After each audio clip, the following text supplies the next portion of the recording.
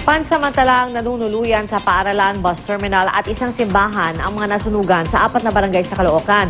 Isa ang patay sa sunog. Balita hatid ni Athena Imperial.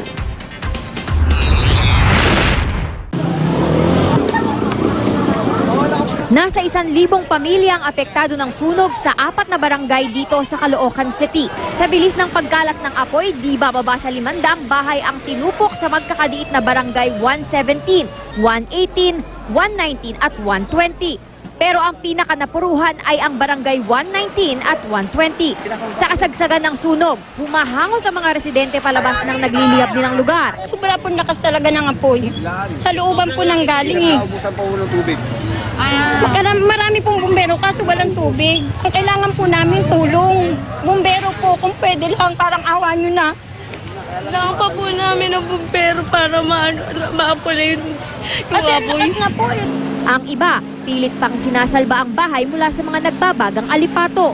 Ang sunog na nagsimula umano sa barangay 120, mabilis na kumalat sa iba pang barangay dahil daw sa lakas ng hangin.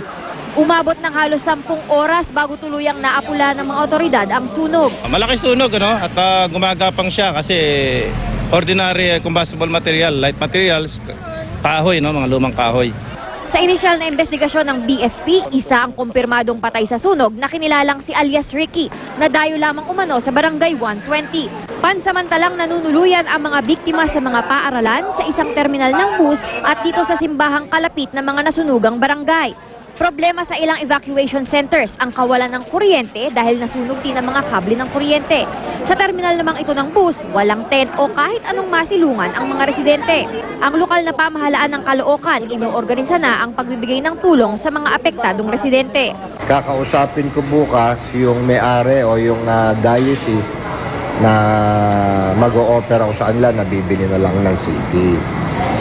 Kung pumayag sila, makipag-usap sa NHA para tayuan ng medium rise.